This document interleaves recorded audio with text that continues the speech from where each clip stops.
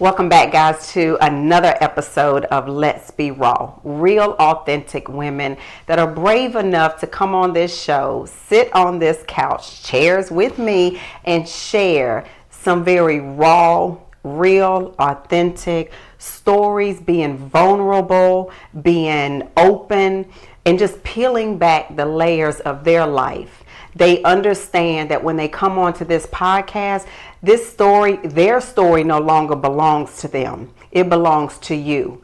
The young lady, the woman, the more seasoned woman that's watching this episode that can identify with this amazing guest that I have on today. Her story, her journey, which truly, guys, has really only begun because she has so much more life ahead of her. But not only are we blessed to have her on today, I needed to make sure that as a mother of three, I needed to have her mother on this podcast for her to talk about how in the world did she, as the mom of this beautiful woman, be able to help her daughter out of the chaos and the tragedy and everything that she was going through, how she found the courage to be there, pull her daughter up, hold her daughter up, push her daughter, give her daughter everything that she needed, all while still remaining a true and authentic woman to herself. I'm sure y'all can resonate with this. And without further ado, we're going to get started today. And so y'all know how I always do it. Let's Be Raw. I want these women to introduce themselves to you. It is my pleasure not only to bring these women on, but you need to hear from them, who they are, not what they do. So welcome to the Let's Be Raw Season 3 podcast, Miss Kaylee Trejo. Now, Kaylee, do us all a favor, look into the camera over there and introduce yourself. And keep in mind, as I said, Let's Be Raw is about who you are, not what you do. So who is Kaylee? I want to say she is a survivor, a leader, and a role model. A survivor of mental health, suicide attempts, bullying, and abusive relationship, and a leader to the younger generation of always being strong, pushing forward, persevering, and a role model to others who can relate to what she went through and how to keep going and be that light at the end of the tunnel. Wow. Now, first of all, guys, I'm sure number one, you can tell, absolutely beautiful. Beautiful soul and spirit. She actually walked at my fashion show back in May at the Porsche event. So I resonated with her personality right then. And y'all also know I always say two things. You better shoot your shot and closed mouths don't get fed. And Kaylee reached out to me. And I said, yes, let's have you on. Let's talk about your story, right? But more importantly, what I want to make sure that you all also see is she said a mouthful. Like you said a mouthful about who Kaylee is. Kaylee, how old are you? I'm 21. I just turned 21 in January. Honey, first of all, you're legal now, right? But more importantly, guys, she said a mouthful to only be 21. Like at 21, I had a lot of responsibility. I had my first child at that time frame. I'd moved out of my mother's house and all of that stuff. But just what you just said, I know your story is going to be powerful today. So let's jump right in.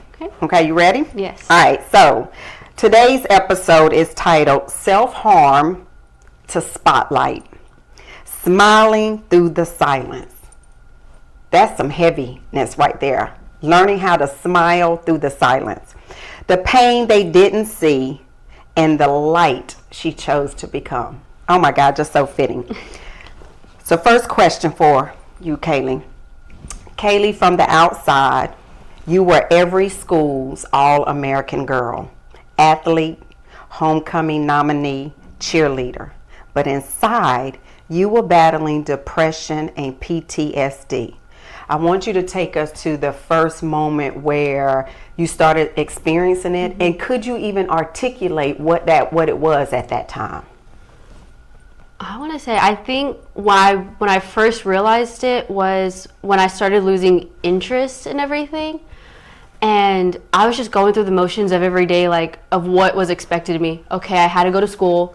I had to put on this smile because I couldn't let him know that I was hurting because it would draw too much attention to me. I didn't like that. I didn't want the attention. Okay. And being from a small town where my brothers were very athletic, they were popular, and I didn't live up to that expectation. I was an athlete, yes, but I wasn't athletic like them. So not only was I getting the ridicule from peers, I was getting it from coaches and teachers and adults just throughout the community of being like, oh, you're not like your brothers. Wow. And what age was this? My freshman year, so I probably was 15, was kind of when you start doing like all your sports and everything like that. That's probably when it first started, and I just kept going through the motions, and I just started becoming numb. I didn't want to go to school. I was always tired when I was coming home because every day was a constant battle of trying to be happy and be cheerful, and even though every day at school it wasn't always like that. So would there be mornings, like walk us through one of your mornings, you wake up, what steps were you taking to put the mask on? Because that's what you were doing every day, right? As you were putting this mask on. So you're waking up, you're putting this mask on. Talk us through that day through school, then coming home, and then also having to obviously act normal with your family. Yeah, I mean, waking up, it would take me a minute to like push myself to get out of bed because I just wanted to stay there, curl up in a ball, and just go back to sleep because I knew I would go to school, get made fun of for what I was wearing, how my hair looked, just anything they could nitpick at. And go to school, and that's how it was. Going to class, hearing bad stuff about me, just walking through the hallways, and just the little whispers from students and teachers, and then going home after a long day at practices and everything like that, and then doing responsibilities I had to do at home, and just trying to make it. And then when I would always try to go to bed early and make it seem like, oh, I'm just going to go do homework, and then. But it was really that you were entering into that depressive state where you just at this point want to shut yourself completely off from the world. I would always find an excuse to not be around my family, to not let them know what was going on. Like, oh, I have homework, or I'm going to go study, or I'm just tired. I'm just going to kind of go to bed early. But in reality, I was crying myself to sleep almost every night, harming myself, trying to fight through the thoughts of ending it that night. What was the first part of your self-harm? What was the first memory of self-harming? I think I first started self-harming when I was a junior in high school. That's kind of when I started going through that relationship as well. My go-to was scratching because I felt like it was easier to hide. If I was cutting, it was easier to point out. Scratching, I could lie, say, oh, my dog scratched me, or I got caught up on something if someone noticed it. Because like I said, I didn't want it to be noticed. I wanted someone to understand what I was going through and ask me what I was going through, but at the same time, I didn't want anyone to know. And you didn't want to ask at that point? You weren't? Okay. Where were you scratching? Anywhere as I could. My legs, my stomach, my arms, my neck, my feet, any part of my body. And you're so very fair skins, because I know I get one little scratch on me, I get a little bruise, and I'm like, well, I don't even know how I got that. Like, seriously, right? I am the same way. Like, it does not take much to leave something on me, scratches, bruises. So I would always wear hoodies, long pants, everything like that. I think that was kind of also a go-to sign of like when I started getting into that depressive state. And my mom would even point out, Texas it's always hot. So it's fall and it's 90 degrees, and she's like, why are you wearing a hoodie and sweatpants to school? And I'm like, oh, well, it's cold in the classrooms. Like, yeah, it's hot outside, but it's cold in the classrooms. But it was because I was trying to hide the scratches that I had, and it also made me less know, like it didn't draw too much attention, and it dimmed your light. It just hid me a little bit more too. I didn't realize how much, honestly, this interview was going to resonate with me, because my daughter, I couldn't understand the very same thing. She was high school and wearing hoodies and baggy clothes, and my daughter's like you, she's got a very beautiful shape, and not that I wanted her to announce her shape, but I just couldn't understand. I'm like, why are you wearing this stuff? And she would tell me the same thing. She would be like, oh mom, just come. I'm like, it is hot as I don't know what in Texas. What are you doing? And I did not find out that she was a cutter until actually when she went to apply and went into basic service with the military. Okay. And so they did her full exam. And we didn't know that. Obviously, she didn't know that was going to happen. And they did full head to toe body exam. Wow. And found them on her legs. And so her recruiter, because technically she was 18, couldn't tell me. And so her recruiter said, you need to just have a conversation with her. And all these years, didn't know it. And I had sat down, and, you know, she had a friend in her junior high year that had called her up on a Friday and was talking suicidal thoughts. And my daughter had a big test coming up on Monday. And so she had told her friend, hey, I really can't deal with this right now. I need to study for this test. And she got to school on Monday, and the young lady had committed suicide. I didn't know this. I didn't know this was somebody that's extremely close to her. So I didn't even know what was going on, number one. But number two, she had gone those years of guilt in her head, thinking that if I had taken that phone call or if I would have done X, Y, and Z, she would still be here. And so what resulted from that was her self-harm. And same thing, like even when I finally got to see it, my heart broke because I was like, you didn't feel comfortable enough to come and, you know, talk to me about it. So again, and I'm referencing that even when people can look like they have it all together, families can look like they have it all. Because I would have never, because in my mind, I always look at, I don't never want to self-harm myself. Like I'll project on everybody else, right? I'll put my hands on everybody else, but so it was very hard for me to get into her mind and understand, why would you do that to yourself? And it was the same thing. It was that cry for help. For me, it was a cry for help, but for me, it was also, and from others that I've talked to, it was a way to distract from what's going on in your mind, because we have so much pain that we're feeling internally that we don't know how to express it unless we're hurting ourselves physically. And it was a distraction from what I was going through every day at school, having to constantly always be okay for other people, because, you know, we would have those talks at school about mental health and everything like that. But trying to just be okay, I had no other way to get it out but just by self-harm. You shared how bullying and loneliness followed you despite being so involved, even with sports and everything. What impact did being seen but not known have on your mental health, and how did you learn to stop hiding behind your smile? The seen but not heard I think that really came from the coaches and the teachers and everything like that. Like, okay, let's go to practice, but don't try to be first in line. Don't try to do this, because if I don't, you know, if I'm not seen, they can't pick on me.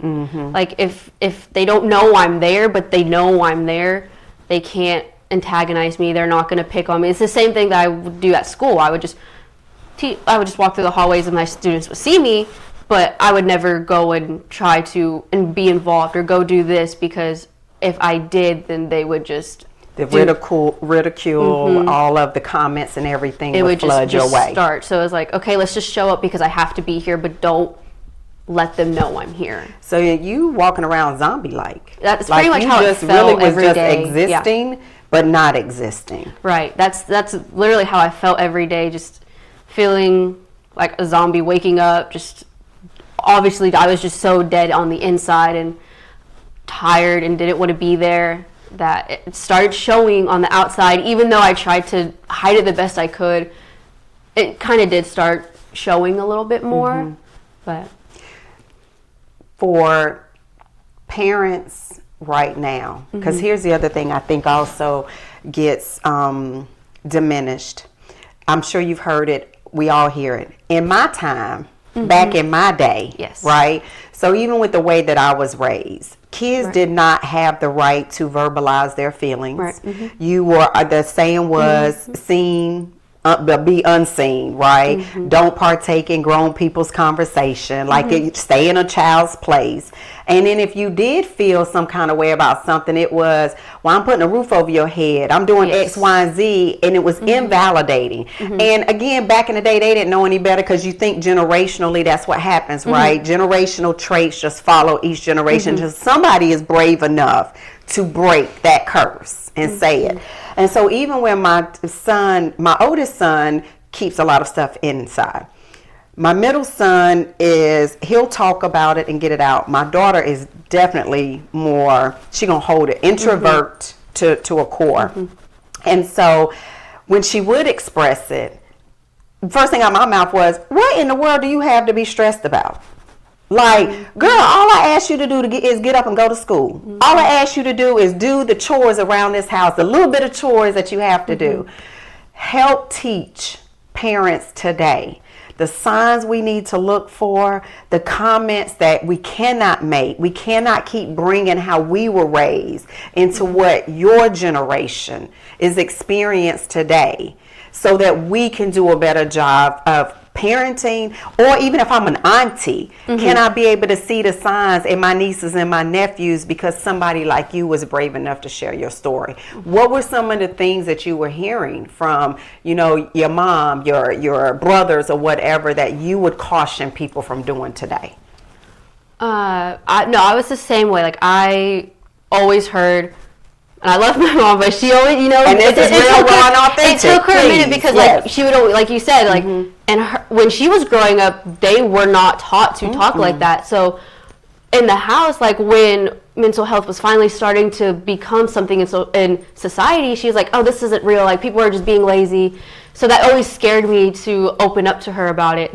And so when I was having one of my episodes and I did not want to do anything, and I knew I had to go do this, because if I didn't, she would know something was wrong, me and her would argue. Like, we would constantly be butting heads, because she's like, you're just lazy, you don't want to, you're supposed to be doing this, like, I don't ask much from you, just get up, go to school, do what you have to do. So avoiding the comments of, you're just lazy, you're not really sad, or or what do you have to be sad about? What do you have to be sad about? Or, and for my brothers, like, just, oh, well, why couldn't you be more like your brothers? Why couldn't you be more, like this? Because I feel like that is also what made me always feel like I wasn't good enough either. Comparison. Was the constant comparison of, well, your brother was basketball captain, he, baseball captain, all this, that, and the other.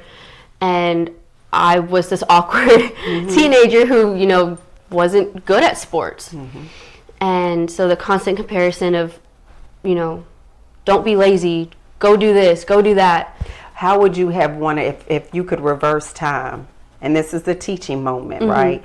You could go back in time and change. What would you have wanted to hear from your mom, your brothers, to open up and really be able to be vulnerable and share? I am drowning here, guys, and I need a lifeboat. I need a lifesaver. I need somebody to help me get out of this. What would that conversation would have looked like in your head? I would probably say, like, from hearing from my mom, I think I would have wanted to heard, I know you're not good at basketball or softball or whatever sports my brothers were doing at that time. I know this isn't what you're doing, but let's try to find something that you're good at, because everyone's their own person. And I think that's why I really try to emphasize is you're your own person. Like, you're not your brothers, you're not your sisters, you're not your dad, you're not your mom, you are you. So I really would have wanted to know, like, okay, sports isn't your thing. Maybe it's pageants and modeling, and that's, it took a minute to find what it was, but maybe, I could have started this sooner, and, really just trying to find something for Kaylee, something for me, not my brothers. My daughter said the same thing to me. I put a lot of pressure on her, and she's the youngest, and she's a girl. And so I was the oldest and the girl. So I know what kind of expectations also come. I know what this world will do to us women, right? Especially us black and brown women. Okay, we already get discarded and overlooked. And God forbid if we do look like something, now they don't take us serious when it comes to everything else because they only look at the external, right? And so it took her, because I would always say, or when her brothers would send me through something, or they weren't doing what they were supposed to do, her comparison was, don't you send me through that same stuff, your brother, and she finally had to say, she was like, Mom, I'm not like them. I need for you to stop saying that. And she had said it multiple times before. It was one day she said it that it hit me to my core. And I was like, oh my God, Deanna, how unfair are you being? Like, you're already projecting certain types of behavior and low expectation or disappointment that she hadn't even given me. And I think that's kind of what I felt. I felt like I was just this big disappointment to my family, in a sense of like, they're everything in our hometown and I'm nothing. So, I felt like I was ruining our good name and ruining this perfect family thing that like, we're supposed to be great at everything. And I just felt like I was constantly disappointing my parents, but also disappointing like myself, and like, why am I not good enough? Like, why can't I be like them? Why am I like this? And so that thought and that struggle, so then that's what I think my depression and my anxiety really attached onto, like, was like the first thing it attached onto was, you'll never be good enough to be like them. You'll never be good enough to even be the person that was on the other team. Like, it wasn't even just comparison from my parents, from my brothers. The coaches would constantly compare us with each other. Why aren't you good at it like this girl? Why aren't you good like this girl? Why can't you be like her? Well, because I'm not her. Like I'm not her. Wow. Take us to, because my understanding is there were multiple attempts with suicide. Take us to the first time, age, where were you, what happened to finally say, I'm going to do it. Take us through that. I think the first time was, I was in an argument with my ex. I don't remember what we were arguing about. I don't remember even what even sparked the argument, but he had just said some very hurtful things that I, just took very personal. And another day of being ridiculed at school, being bullied, and then it was right after cross-country practice. No one was home. My mom was working late. My dad was working late. My brothers, I think they had all moved out, so it was just me at home. And I was like, you know what? I'm done feeling like this. I'm done of people treating me like this. I'm just done with everything. And so I had taken some rope that we had in our sheep barn and tied it up, and I put it around my neck, and I jumped, and the beam that I was on wasn't really sturdy enough because it was like an old wooden block basically. And when I had fell unconscious, my weight broke it. I was probably 17, I want to say 16, 17, around there. That was the second one. The first one was I tried overdosing on pills, and I was probably 15 when that happened. I was going. So that's about your first, or is that junior? Maybe that's still sophomore year. Junior, sophomore year, freshman year. Okay. Was probably around the first time. My parents were asleep. I went into our medicine cabinet. I was taking anything and everything we had, ibuprofen, Tylenol, prescription stuff that my parents had, like anything that I could find, I was taking, because I'm like, maybe if I just keep mixing all this stuff and everything like this, maybe it will finally work. And the only thing, it just made me really sick. I had gotten really sick, but it didn't work. And I think that by the grace of God, that's why it didn't work. Oh, ain't nothing but God that you sitting right here. by how much I had taken, it should have worked. But I think God was like, no, like this is not working. So I just got really sick. And then by the grace of God, that beam broke. And before they had gotten home, I was inside sitting on the couch like nothing had happened. Oh my goodness. By the time my parents had gotten home. Okay, so now the first time you got sick, did anybody know at that point the first time? Yeah, my parents knew the second day, like the next day they knew. They're like, okay, you know, she's not feeling well, so I just stayed home from school. Okay. Because I had a really bad like stomach ache, like my stomach was just hurting, and so my parents knew, and so they, you know, let me stay home from school. My mom was constantly checking in on me, making sure they knew you had attempted suicide. No, they didn't know I had that's attempted. what I was trying to get at. No, they just thought you were they just thought I sick. had woke up with a stomach bug or something like that. Okay. They had not known that I had tried to overdose that night. They just knew that I had woken up with a stomach bug, and that was it. Okay. So first time you about 14, 15. Second time is the barn situation with the rope. What age? I want to say like 17-ish. Okay. And then was there another time? No. Okay, those two. It was just those two times. Now, you did touch on just a little bit, and I don't want to skip over that, is that you were in a relationship. Yeah. And so on top of the bullying at school, the high levels of comparison, the inadequacy that you felt, you find yourself in a relationship.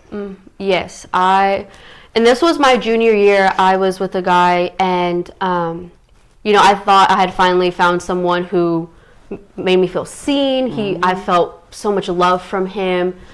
And then out of nowhere, it was well, maybe you aren't good at that. Maybe everyone's right. Like maybe you will just never be good enough. Maybe you should just go home and kill yourself. Like so now you're getting that confirmation from him as well. Yeah. And then, you know, and then it started out with the comments, and then it escalated to, we were at a party one time, and he was on I don't know what he was going through or what was going on, and he was driving us home and he was drinking, and I was like, you know, you need to stop drinking because you're driving us home.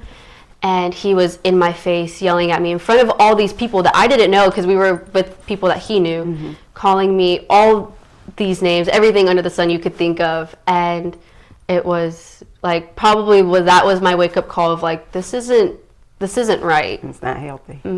But I knew that, but I didn't leave, because to everyone else he was perfect. Like he was the guy to be with.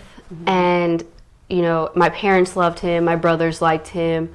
Because he obviously knew how to put on a show. Right, yes. He was always at our house, always helping, nice to everyone. And so I was like, well, I can't leave, because he had put it in my mind of like, well, if you leave me, you'll never find anyone better than me. Like, you don't deserve better than what you're getting. Like, you deserve the very thing, you deserve all this abuse. Like, you don't deserve to be treated good. And so he had instilled that of me of like, okay, like, this is just where I am. I can't leave. So were the 2 suicide attempts also directly a correlation to this relationship that you had, or was it more just the school stuff? I think the second one was, okay. I had gotten tired of everything like that, but at the same time, I didn't know how to tell him like that I was done and that, you know, I just needed to leave. So I was like, well, maybe if I just, you know, try to commit, then I'll get out of everything that he was saying, everything the school was saying, everything. I was just getting tired of just everything in general. And I would also imagine a big part of it is you are a people pleaser. Yes, very much so. I am too. Most women are, just because emotionally how we are, and society has taught us that we're supposed to push all of our feelings always to the side and show up for everybody else. Even if us showing up is we are literally on our last breath. You still are supposed to show up. You're still supposed to show up this way, like you said, with a smile. And now you got your family that absolutely loves him. There's almost a sense of acceptance. You're finally like, wow, I got something going on that my family accepts. This boy, he's perfect, and everybody's light and eyes and all of that, but you are still slowly dying inside. So I get the escape would have been, I'm not the bad guy anymore. You know, I'm just, you know, everybody thinks this, but that's a lot of heavy stuff, Kaylee, for just, and in a short amount of time, because, you know, 3-4 years of going through all of that, not having an outlet. And let's not forget, at the end of the day, there's still the hormonal changes. Yes. As a woman, as a young woman that you are now morphing into, no one teaches us. It's no different. It's like from your mother and my age now, no one ever taught us about perimenopause and menopause. And the more I'm learning about it, it's an internal war that is going on right now in my body and in my mind. And it was no different when you at 14, 15 years of age, you're morphing into a woman. It's an internal war. And I didn't know this because I recently just got diagnosed with PCOS. And so now what's PCOS? Polycystic ovarian syndrome. Okay. It really messes with it's like, your period, but it's like amplified to even worse. It is a very hormonal thing. And so around my period is when my mom was like, what is wrong with you? Like, why are you acting like this? Because I was always mad. I was always there's a lot of aggression. It was a lot of, because, I was already aggressive because of everything I was feeling. I didn't know how to like talk to someone without lashing out. And so on my period and everything like that, it just got worse. It just got amplified with that. And so when I finally got diagnosed with it, my gynecologist, she, was telling me like, this could have been the cause of this. This is, why you were always like this. And when you have anxiety and depression, it makes it worse. Because when you're on your period, you're already out of whack. But like you said, it's amplified to even something worse. Oh my goodness. So you got an internal war that is going on just with your body alone that you have no control over. And it's directly affecting your mind that you have no control over. And then you're being subjected every day to the same toxic environment that won't even let you heal even if you wanted to at this point, right? All right. So take us to when were you brave enough to finally have the conversation? And I don't want to discredit that, you've got your dad and your brothers, but I do truly believe that the relationship between a mother and daughter is just on a whole different level, right? So talk to us about, when were you brave enough? Was it you going to your mom, or was it your mom finally coming to you and like, okay, something is not right and we're not leaving this room until we have this conversation? I think it was kind of a bit of both. Okay. It was right after me and my ex had broken up, and she was like, she knew something was wrong just because she's like, oh, you're going through this breakup and everything like that. And she was like, maybe he was a good guy, because she didn't know. And I had just snapped. I was like, no, this is what he did. This is what's going on. This is what I'm feeling. And that's when it kind of hit her like, oh my gosh, like I had no idea. Like I was, saying these things and telling her all this stuff, and I had no idea that this was affecting her. And that's when she was like, okay, like we need to sit down and we need to talk about this, because I was just yelling and screaming and just saying all these things. And she was like, okay, like she had to compose herself. She had to be like, because she was taking in a lot of information. And so she had to compose herself, and she was like, okay, you need to tell me what's going on. Like, what is happening? Like, you can talk to me. Like, right now, I'm not your mom. Ooh, I'm your best friend. Like I will not lecture you. I will not sit here and tell you, oh, this is what I think you should do. She's like, just tell me what's going on. Just let's sit here and let's talk about it. And so that's when I told her everything, the attempts, the bullying, everything like that. Wow. And she was like, okay, you need to get help. Like, we need a counselor, we need a therapist, you need to talk to someone that's not your mom, because she's like, I know you're hiding some things because, I'm your mom. Right. So she's like, we need someone who's going to be non-biased about this. And so she did her research, and she found a really good therapist, and I stuck with her for a long time. And I mean, I think that if I wouldn't have had that outburst and she wouldn't have just reacted and just been like yelling back at me and, calmed down, that I think that it would have turned out completely different. Absolutely. How'd you feel after finally releasing it?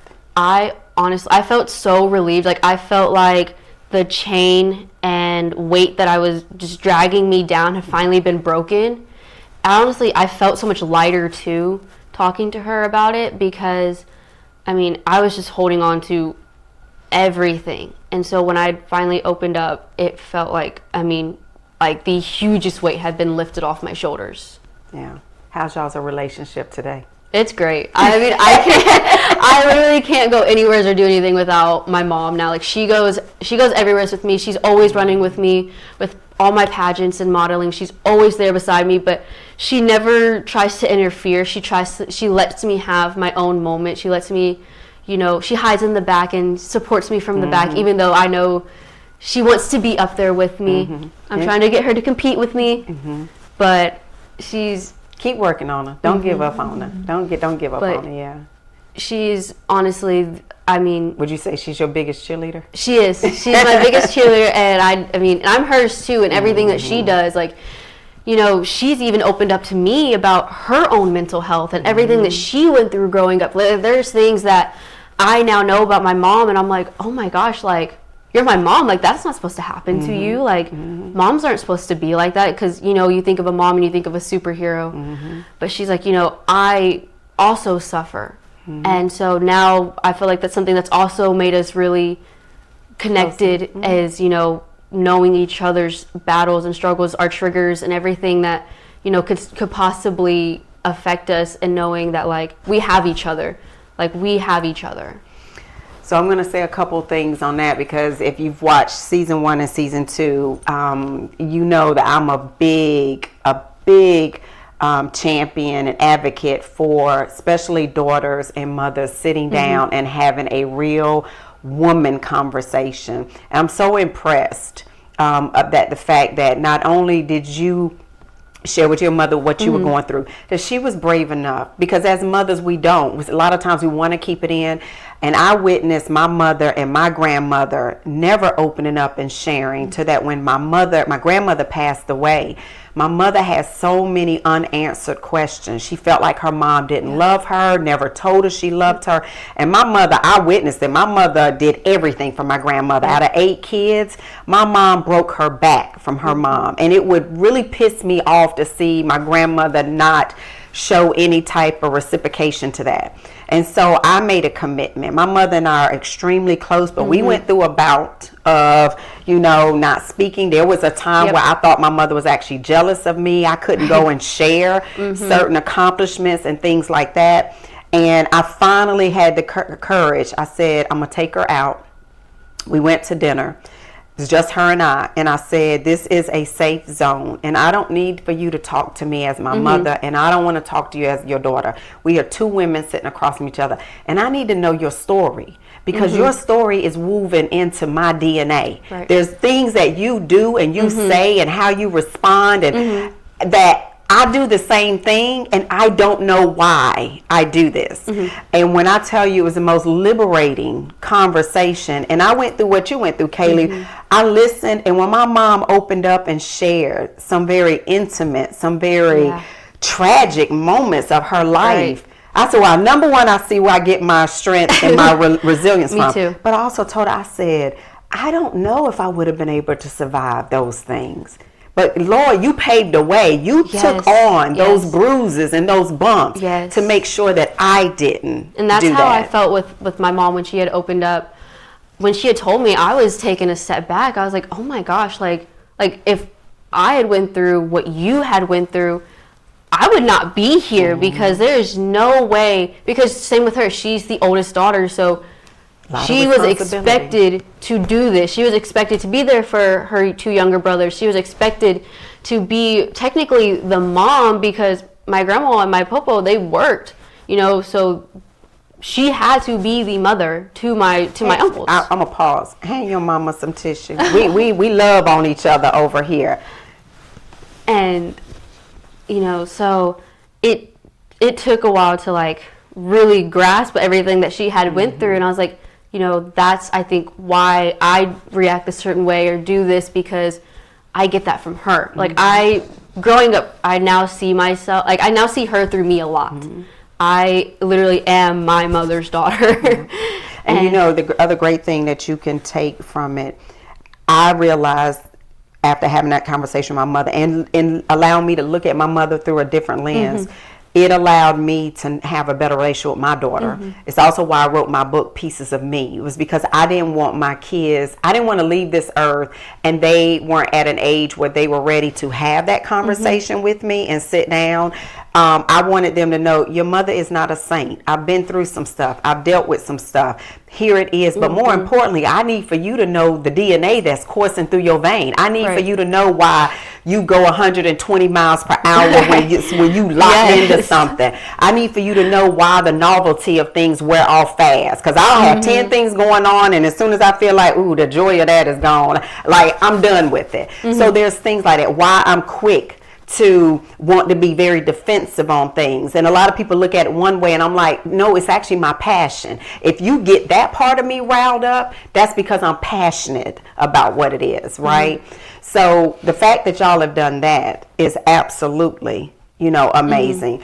But more importantly, it allows you, I recognize through my mom, I couldn't understand why I was a people pleaser. Couldn't understand why I didn't know how to say no to people. I'm always wanting to show up. And then I would get upset if somebody was going through something and they didn't call me. Like, girl, why didn't you call me? Because I went, and it took my late 40s for me to realize that what I inherited from my mother was, I need to be needed. And that's huge. Like, when you say I need to be needed, that is crippling to you, because I couldn't understand why I couldn't turn it off. And then when people would disappoint me, or they'd ask for my help and then not listen to it. Like, I'm like, wait a minute, I just gave you good advice. And then all of a sudden, if the friendship dissolved, I would get in my feelings, and I realized, I was like, Deanna, you have got to learn how to course correct that.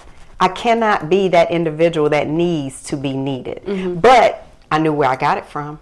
I knew it came from my mama. And I was like, Mama, I'm not about to be 60, 70 years old still over here like you. You still want to help raise her oldest or her youngest son who's in his 30s. I'm like, Mama, take that safety net away. You ain't give me a safety net, right? But I realize it's because she needs to be needed. That's how she feels like she shows up in the world. And I see that in my mom a lot too. I mean, my brothers, they're in their late 20s and early 20s, and they're engaged. Like, both of them are engaged, and they're living their own lives. And she's like, I need to be needed, but at the same time, like, my brothers they're going through things with their fiancés, and we've had it out with them as well.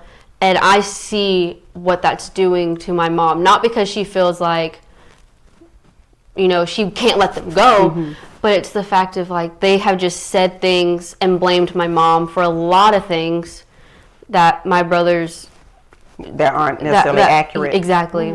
Like, they are saying my mom is just this horrible person when she's not. Like, she's always been there for my brothers through thick and thin. She took them everywhere. She did whatever she needed to do to make sure my brothers succeeded. And sometimes I feel like they forget that. I feel like they forget that my mom did everything she could to make sure we had what she didn't growing up. And so I think I get that too, like, when I'm, talking to friends or everything like that, I have to be there for them, because if I'm not, then I feel like I failed. But you got to be careful with it, because if you develop that trait now in your 20s, Kaylee, you will never release it. You will be 50, 60, 70 years old still, and you'll be looking for that validation.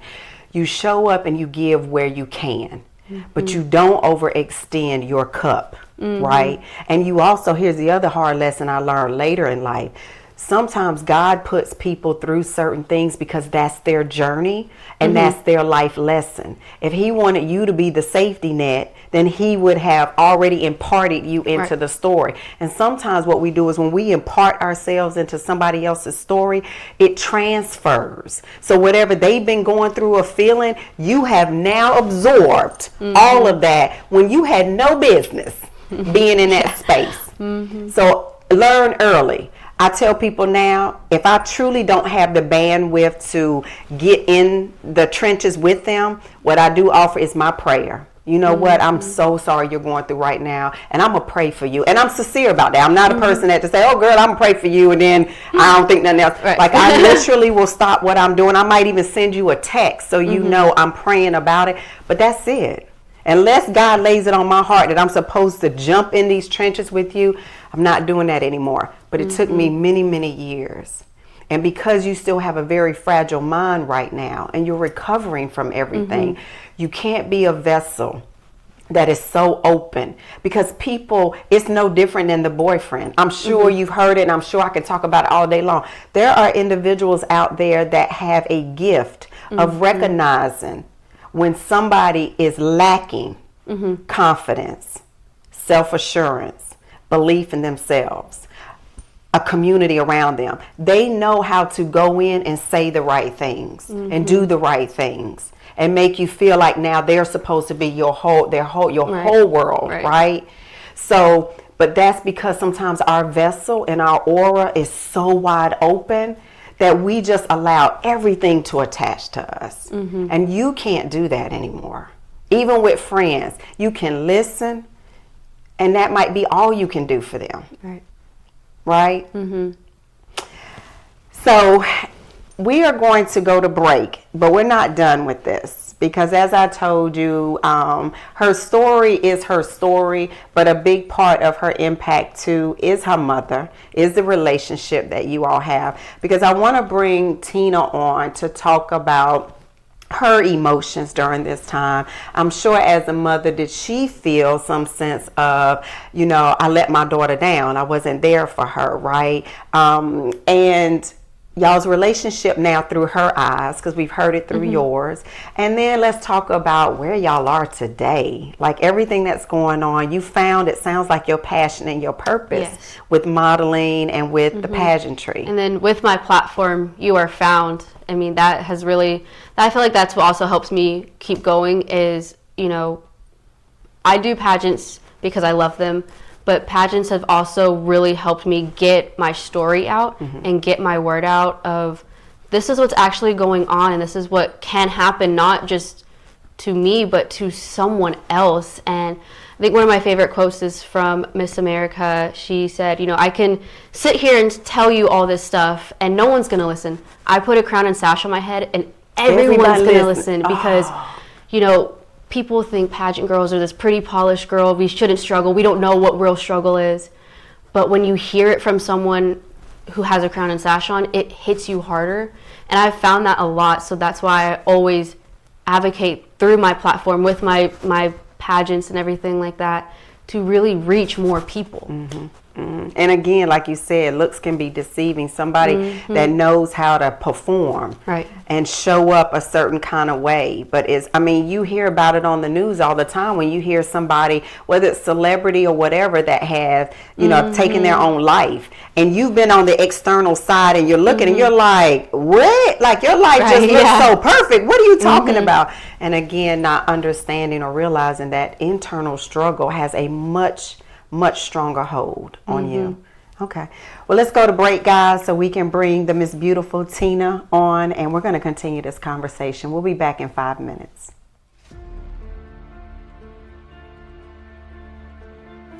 Have you ever felt like an imposter in your own life, doubting your accomplishments and fearing you'll be exposed as a fraud? You're not alone. In Pieces of Me by Deanna M. Green, journey through the powerful story of one woman's battle with imposter syndrome. From childhood struggles to adult triumphs, Deanna shares how self-doubt shaped her path and how she rose above it. With raw honesty and vulnerability, she reveals the fears, doubts, and insecurities that held her back. But this memoir is more than a personal tale.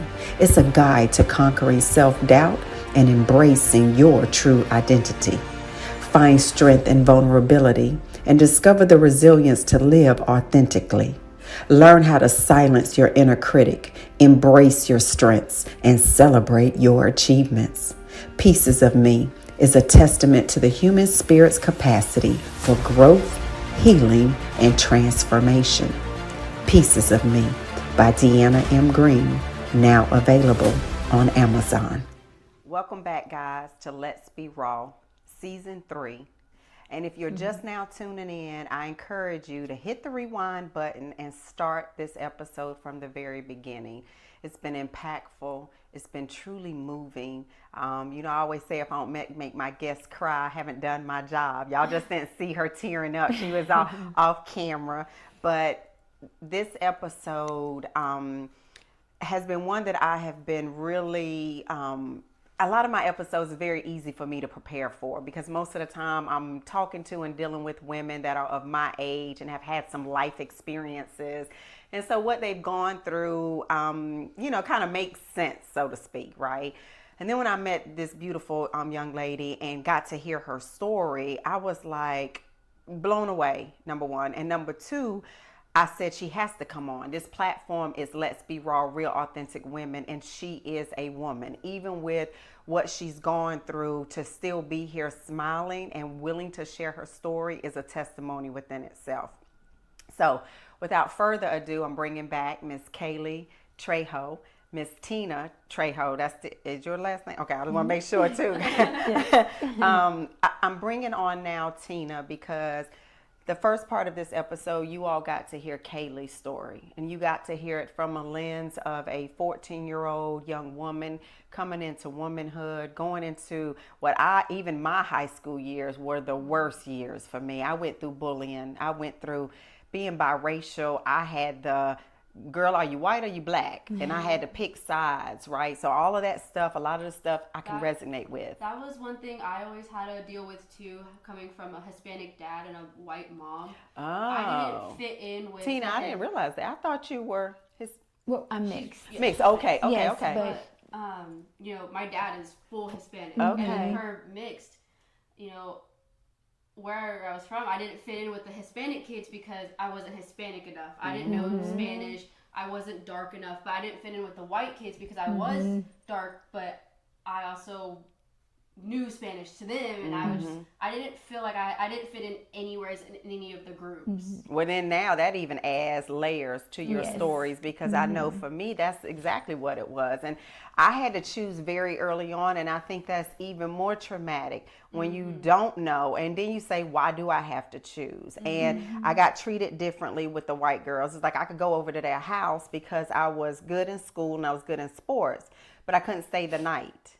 But then my black friends, I could go over here and I could stay the night. But at the same time, it was you talk too proper. Your hair is too long and pretty. Your skin is too fair, so you think you better, right? So so it is. And this is another reason why this story was important is because even as a woman at 50, I can still see myself in you at 21. And which is why I'm also saying that you could easily find yourself being a woman of 50 wanting to still be a people pleaser and taking on everybody else's trauma and all of that if you don't talk to somebody and they can tell you, don't be like that, right? Miss Tina, Miss beautiful, beautiful Tina. So when I asked you, I said, well, I would definitely want your daughter on. And then I had a chance to talk to you a little bit. And I saw your light. And I saw how you tend to also try to dim your light a little bit because I know you want the focus on your daughter. Yes. You got to sit over there, and this wasn't the first time you've heard this story. I know for a fact, right? Yes. But I, out the corner of my eye, could see the emotional impact and even the emotional scarring of hearing your daughter even beautifully still put it together, right? And I want to keep referencing that, not from just the external side, but I think that you just need to hear that, right? You just need to constantly hear. It's not just the outer beauty. Everything about you is beautiful. Tell us about that conversation when you had sat down with your daughter and she opened up and she's explosive, and it starts with the guy. Yes. And then rolls into everything else that she's been going through. Yes, and I think that, when I'm over here and I'm listening to it, I think every time I hear it, as a parent, we hold guilt. We hold guilt because you feel a little bit of responsibility because, as a parent, you're supposed to know everything about your child, right? And I think, how did I go through my entire life with her and not know any of this? We talk, or at least I thought we talked, and then how do I go from just every single day, waking her up in the morning, taking her to school, and then not knowing that when I was dropping her off at school, that was what was happening. And then picking her up and then going home and asking her your normal questions like, how was school? What did you do today? The fake smile, oh, Mom, everything was great. I'm like, okay. And then you do your motherly things. I had dishes, I had dinner, I had clothes. You had 2 other kids. I have 2 other kids. I have work. My husband also, has things to do. So I was like, okay, things are great. And then she was cheerleader. She was, in my eyes, she was in clubs and homecoming court. I was like, things were good. So then the boyfriend was, in my eyes, a good person. So when we hear this now, I think, man, did I help cause some of this? Because what she said, I did do those things. I did say, what is wrong with you? Why? What do you have to be so unhappy? How is your life so bad? But I have to look back and think, if those things didn't happen, I probably would have never had those conversations with my daughter. Of course not. So I've also had to learn that bad things have to happen, and you have to hit rock bottom before things get better. And we hit rock bottom. And now she is in an amazing place. We are in an amazing place. And as a family, we are probably stronger than we were at that time. So I only can thank God for all of those things. I never want those things to ever happen to anybody. Our outcome was good. She's still here. And by the grace of God, we were able to bring her here and get her the help she needed. And now she is able to help whoever else needs that help. Do you feel as a parent, I touched on it a little bit, when she even shared your background and your story to some degree, I definitely want you on again for you to be brave enough to also talk about your story, right? Yes. Do you feel that as a parent, in those moments when we ask those questions, what do you have to be, sad about, or why, you only have to do this, that is self-projection, because we're thinking about how we came up, right? Very and it's much like, so. because I would even used to laugh and had to start taking that back. I would say to my kids, oh, y'all would not have been able to survive the way I came up. 100%. Like you, and not realizing that is self-harm. Yes. Because I'm literally almost saying to them, if you had come from where I came from, you probably wouldn't be sitting here. And I'm like, oh, no.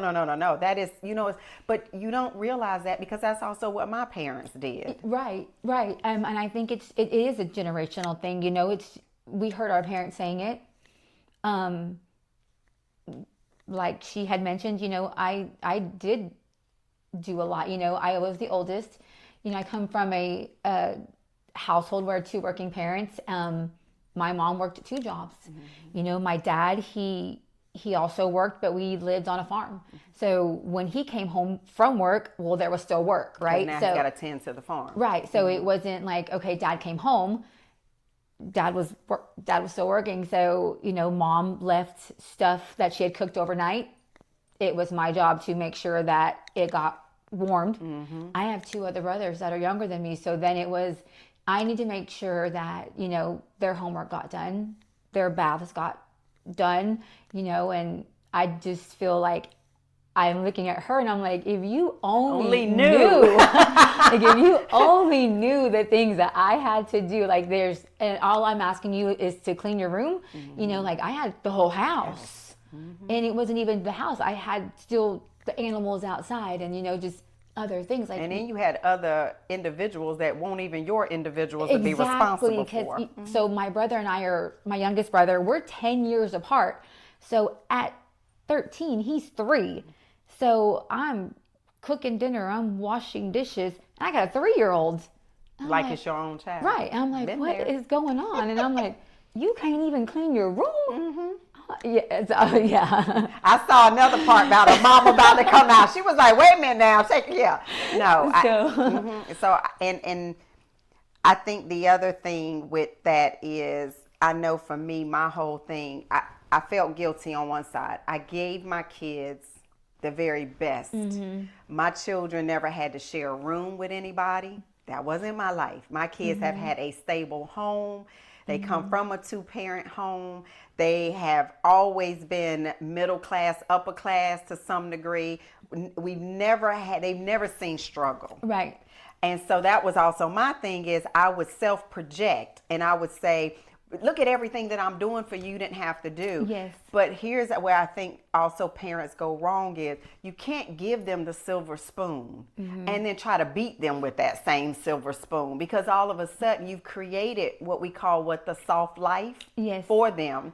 And then they enjoy that soft life and they take advantage of that soft life. And then now we're mad. Right. And I think, so my husband, he came from a single household, no father. And his mom worked constant, so he grew up without. I was lucky enough to have at least both parents in my home. We didn't grow up rich, but we had things. So I think we both kind of wanted to make sure our kids never had to live like that. Like she said, we had 4 kids, so we did all kinds of things. My kids never went without. They may not have been the best of things, but they had way more things than what we had. But then we also had other things. We did stock shows, and not just your county stock shows. Like my oldest kid, they ran circuit. And if anybody doesn't know what circuit is, you're running 2-3 o'clock in the morning, you're loading up, you're heading across the state of Texas, and you're pulling out, and you're there all day. And these things are not cheap. You're paying top dollar for them. And we did it. My middle son, he, did year-round baseball. And we had private coaches. We had everything. And those are things that we didn't have. So I'm going to say one thing to you before we continue. You have got to give yourself some grace.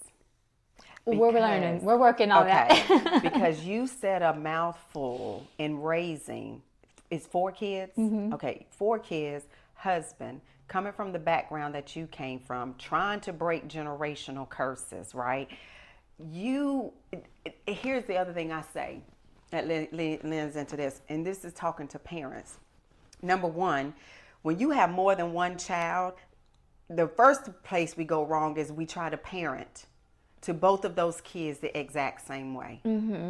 It's not possible. Because like you pointed out, everybody is different. Everybody's got different traits. Right. Everybody has different wants and needs. But here's where, as a parent, that I have learned to give myself grace. I had 3 kids. They would have never been able to get 100% of mama. Why? Because I have 3 different people I have to split 100% of me to, which means kid 1 only gets 33 1/3. Kid 2, the same amount. Kid 3, the same amount. So in your situation, you had 4, which meant at any given time, the most that Tina could give them was 25% of you. You would have never been able to give them 100%. It was so hard, but it was, they all did the same things. So when they're all only 2 years apart. So the boys were easy, right? So load up, everybody went together. They were in the barn together. We worked together. The baseball, they both did it. So we ran. And this is where with her, and this is where she talked about is, why can't you do this? Because we did it with her. I'm like, Kaylee, your brother is top 5 in the state of Texas. I don't understand why you can't do this. The baseball. Your brother is signing a college baseball scholarship. Why can't you do this? Like we put all of our everything into them. And she's just like, I can't. And, which meant she got the leftovers. She 100%. And, and I apologize every single day to her, but I can't take it back. I can't. And I have, like I said, we've talked about it, because I have beat myself up enough to where, I'm like, I can't do it anymore. And we have forgiven. We've had that conversation where we've had to forgive ourselves. And I think that that's where parents struggle, is with forgiveness. My mother is going through a lot of mental health issues right now, and it has manifested itself into her 60s. And a big part of it is her guilt on the 4 kids she had, the way she raised us.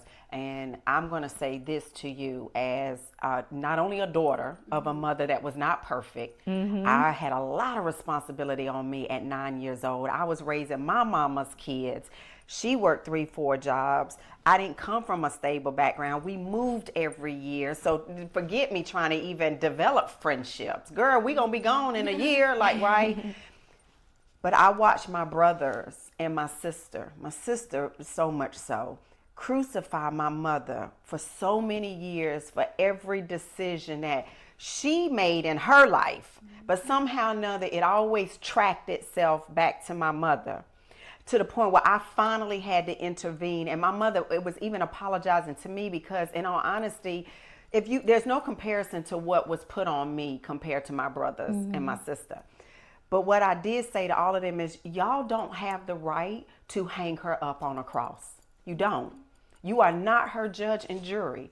You get to have your reality of what happened during that time. But as you age, every decision you make past this point, Kaylee, even if it has a little bit of reflection from your childhood, you are old enough at this point to know right from wrong.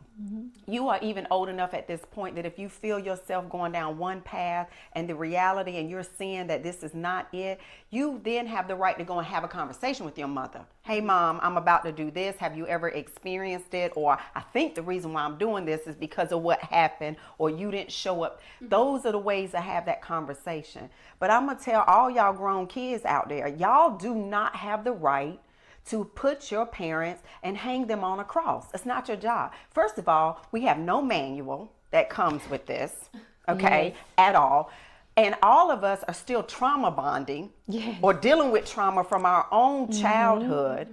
And I said it when we first started, right? To be somebody that says, I now want to be the generational curse breaker, that is hard work. And that's what you did. You and your husband decided that based on how we came up, we're going to break some of these curses. We may not get them all in this lifetime.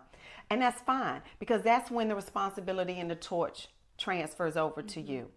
What you do is you take, and what I realized, I released my mom. I said, stop apologizing to me. You don't owe me no more apologies. As a matter of fact, I truly now look at everything that I went through, and I compare myself. I look at my brothers and my sister. I'm like, yeah, I'm glad my mama. No, seriously, because I'm like, the way my life has turned out, the decisions that I made, good or bad, but just to be where I am right now, to have the kids that I have, to have my husband, have my health. Right.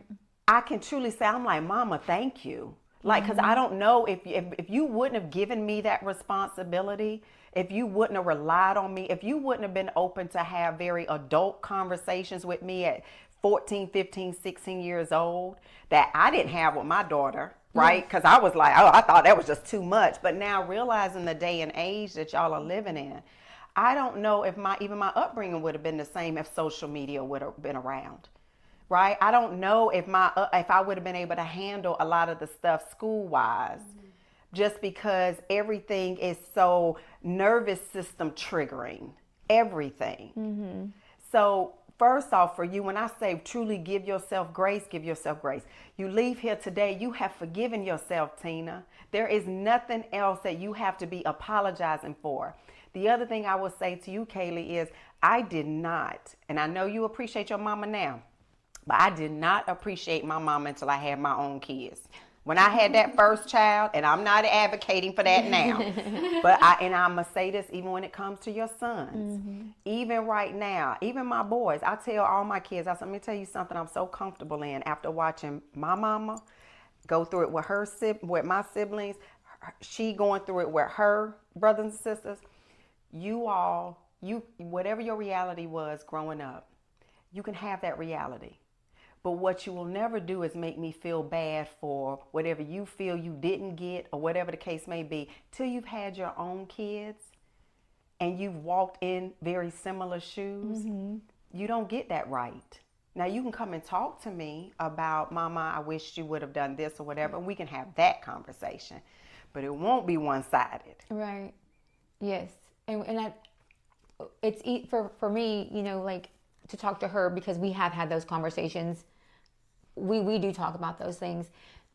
With the boys, it is a little bit different because we don't have those conversations. You know, I was young. I was very young when I had my first child.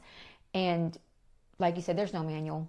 We grew up together. And I tell my first son, I apologize to him all the time. I do too. I'm like, I am so sorry. Like I laugh at it because he's probably one of my best child. Like he is, because we grew up together.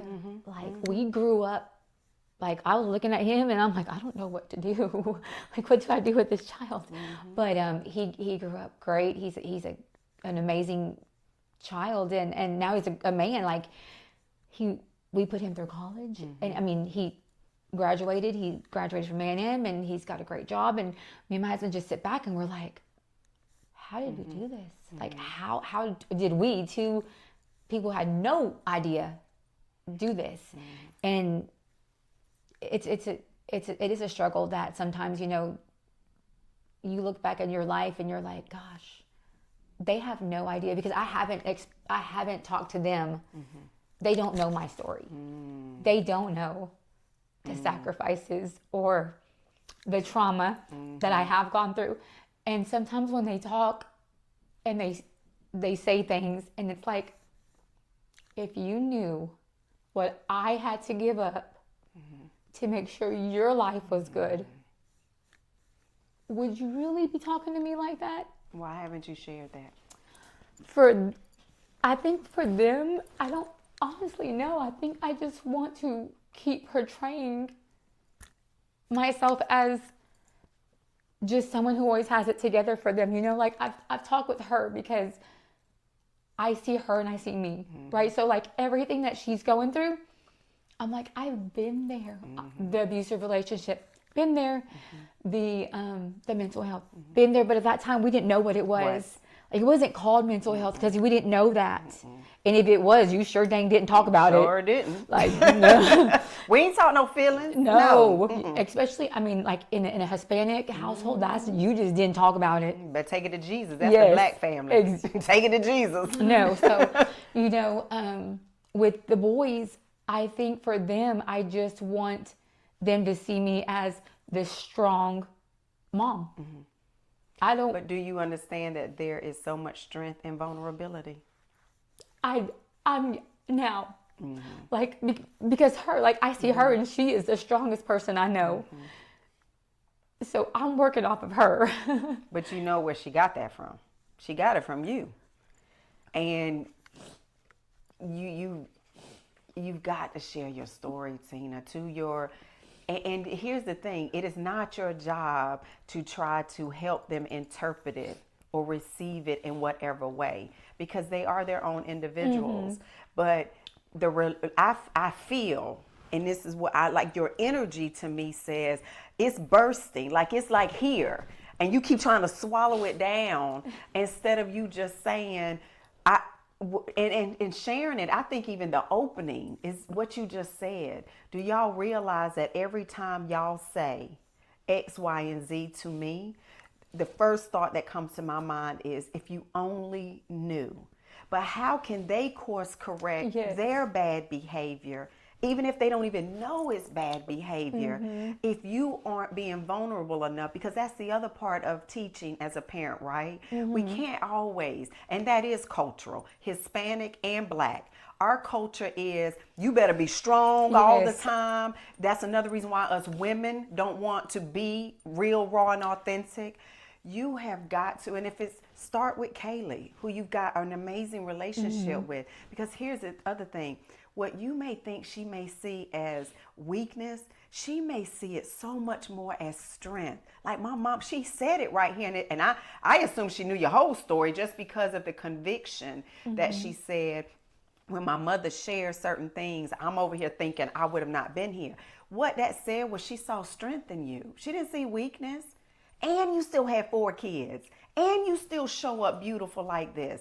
And you can still push aside everything that you're going through to be there for her. That's strength. But she only would have gotten that by the fact that you were vulnerable. You got to release that, sis.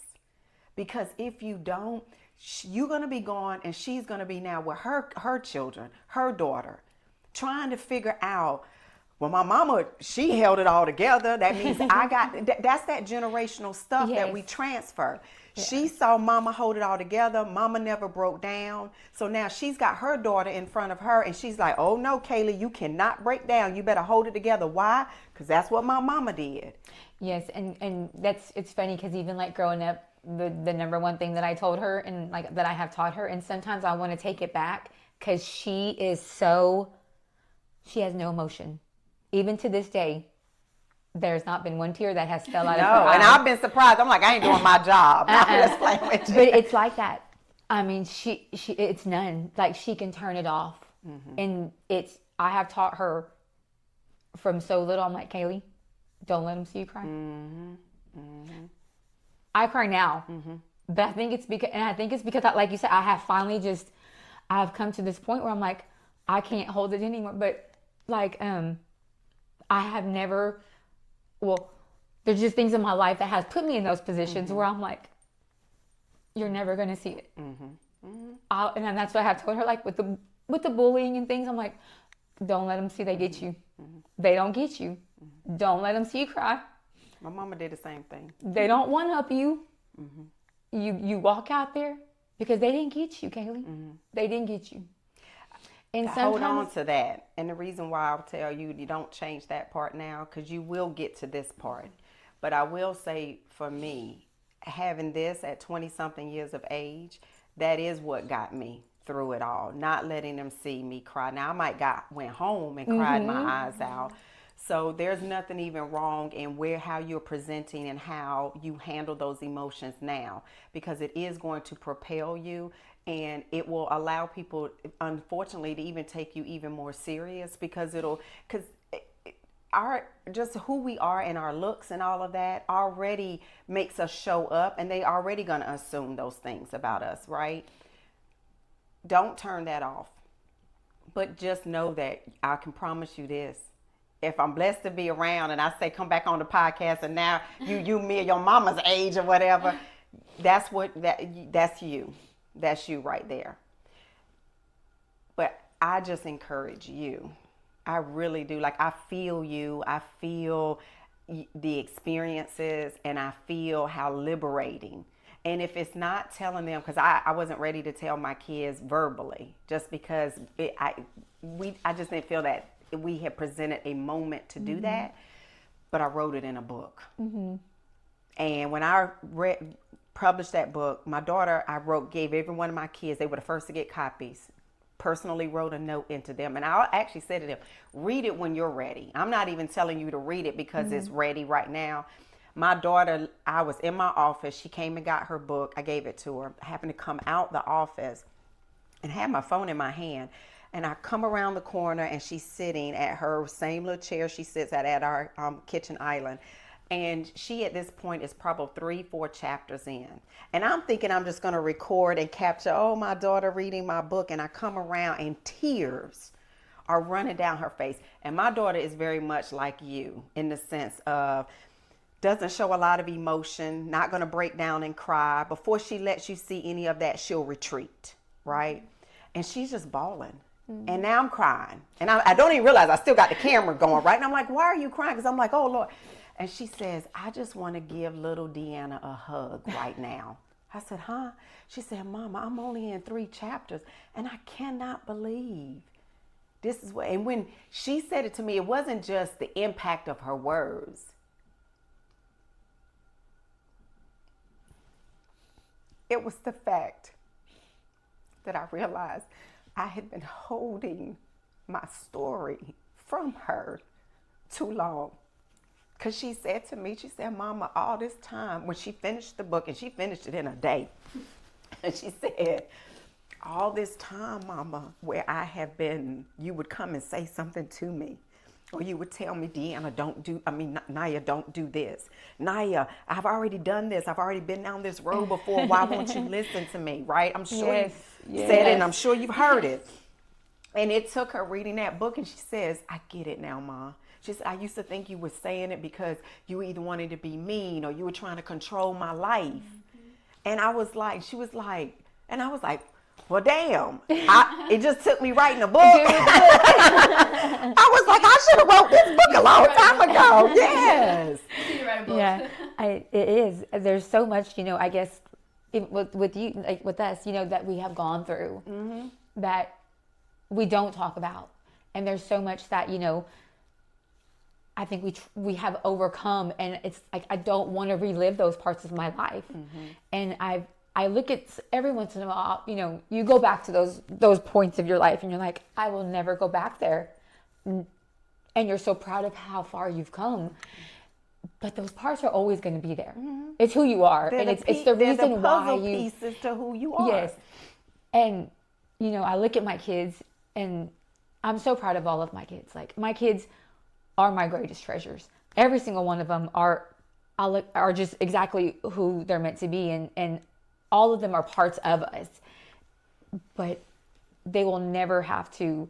Like, the one thing that I can honestly say from my kids is not that they ever had to live the way the struggles I had, because I'm sure they struggled. Obviously, they struggled. But I wish,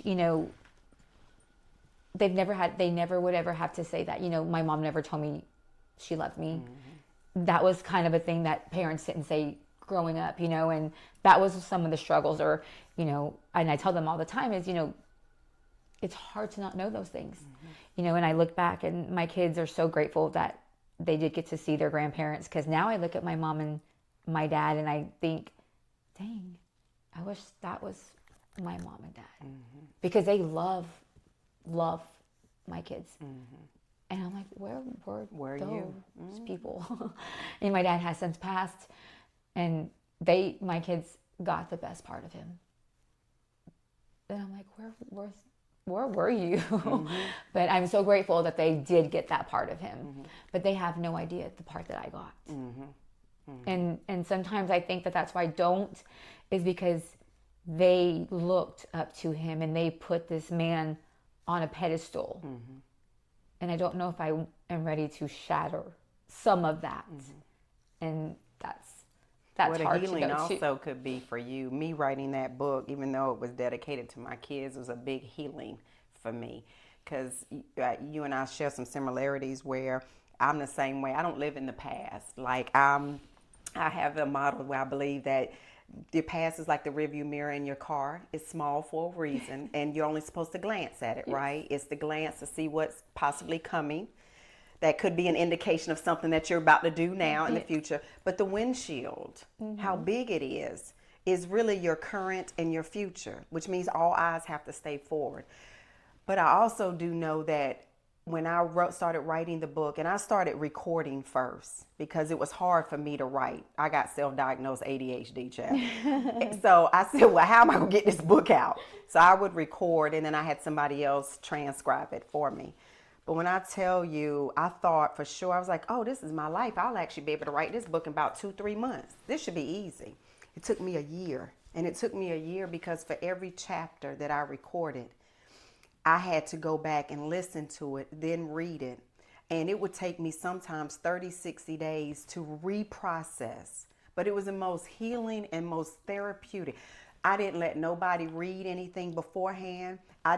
Even the people that I knew were going to be in the book. All I did was I said, I'm writing a book. And please understand, this is my story and it's my reality. It is not to diminish you or whatever. And you don't have to ever read it. And you don't have to even accept it as truth. But it is mine. And it's also my truth that I need to leave for my kids. And it's also my truth that I need to release. So for you, I would definitely say, even if you just start recording, and even if you just hold on to them for a while, and if it never turns into a book and you just want to put them on a disc for them to listen to, you're going to leave behind so many more impressionable footprints of who you are. Because as long as those recordings, and that was another reason why I took it into a book, because I'm like, it's print. It's got an ISBN number to it. If anybody ever wanted to look it up, if my grandchildren wanted to know who their grandmother was, my great-grandchildren, they want to know. There's a piece of me that has been left behind for that generation to be able to know, okay, my grandmother was an entrepreneur, my great-grandmother. You see what I'm saying? Yeah. So even with that, start there. but give yourself some grace, because for you to have a daughter who is still here, breathing, champion for other individuals, not just other young women, grown women, young men, grown men, children, for you to be here right now, I'm just so blessed and honored that you all came. They drove 2 hours, guys, to come and share their story with you. This story could go on because I know that there's so many more layers to it. But I want to do it justice by, number one, allowing us to close out. And closing out on not just a positive note, but closing out on Kaylee being able to share some words of wisdom, some all in her 21 years of age. Oh, what it would be to be 21 again. Right, the things I would do differently. But I want her to take the time to speak to you all, to your heart, to the young woman that's 13, 14, 15 years of age, to the young woman that's 21, to the mothers out there. Look into that camera right there and share whatever is on your heart right now and how you want to be left on this show today and the impact you want to make. I think one thing I want younger women, older women, anyone to understand is you have to know your worth. And for so long, it took me to realize my worth. And if you ever think about committing or harming yourself, please don't. I mean, it took me a minute to realize that.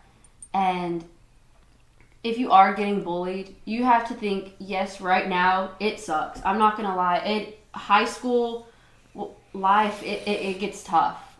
But keep pushing forward and realize that at the end, there is a light at the end of the tunnel, and you're going to come back stronger. And I mean, one thing I could say to the people who put me in these situations is I just got to thank them. Mm-hmm. And I've already forgiven them for what they've done, because I had to realize that if they wouldn't have done what they did, I wouldn't be where I am. I would not have realized how strong I was and know that my story and what I went through could possibly save someone else. Mm-hmm. So don't be scared to speak up and tell your story. Talk to someone about what you're going through, and always be strong, always be yourself, and remember that you are so important to everyone, and tomorrow needs you. Tomorrow needs you. Don't worry about today, worry about your tomorrow. I love it. Talk to them about how they can follow you, how they can support you, and what do you have going on next? So I'm currently the 2025-2026 International United Miss Texas. And I will be competing at the International Pageant in Orlando, Florida in July. Mm-hmm. You can follow me on my Instagram, Kaylee Trejo, or my pageant page, Miss IUM Miss Texas.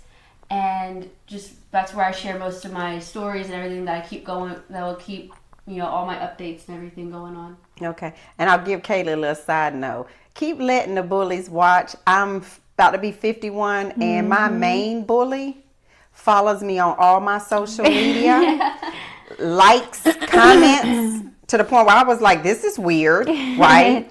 But I'll also give you a little gratification. Give it about 20-something years and then go back and kind of look at what the bullies are doing, because I got a little satisfaction in the bullies aren't nowhere near on my level. So, life has a little way of having a little humor. Okay? Okay. We see a little bit of that right now. All right. See, it's coming around. It's coming around. Miss Tina, do the same, please. Look at the camera. Share with the other mothers out there. I think as a mom, I know we all talk to our kids. I think that we sometimes have to have those conversations, not mother-child. I think we have to take it, I'm not your mom today. Let's just sit. Let's just talk. Don't judge. Don't even answer. Just let them talk. It's a different time than what we were raised. And for me, that was a hard lesson. There's lots going on in our lives. We as working parents, we as working women, we as women who think that we have to take on everything and do so much, these are our priorities, not our jobs, not what we have to do the next day, not our laundry, not our meetings. This is our future. So that was a lesson for me. I need to talk to my child. And it's not blaming. It's not, why didn't you do this? It's not, you didn't do the laundry, you didn't do the dishes. Listen to them. Listen to them with an open heart. And at the end of the day, they need to know that you love them regardless of what your expectations were, because your expectations are not theirs. And that was a hard lesson for me. So drop the expectations that you have and listen to their expectations of what they want their life to be. Because I would have never thought my daughter would be Miss Texas or International Miss Texas walking in New York Fashion Week ever. And here she is. So I'm so proud of those conversations. Well, guys, I couldn't have said it better. Number one, again, thank you both for taking the time, coming out on a Sunday to spend with me, being vulnerable, being open to sharing your stories and realizing that the story now belongs to the world, and to helping other people. The last thing I want to leave you all with is, number one, if you are experiencing any form of bullying or you're having suicidal thoughts, we're going to have at the end of the video resources for you to be able to reach out to. Remember, there is strength in vulnerability, and there is absolutely nothing wrong with asking for help and saying, I need someone. This has been another episode of Let's Be Raw, where real, authentic women come on and they share their stories with you. If you've enjoyed this episode, we only ask a few things from you. Subscribe, like, share, comment, and make sure that you continue to be a real, authentic woman. Until next time, we'll see you all later. Bye.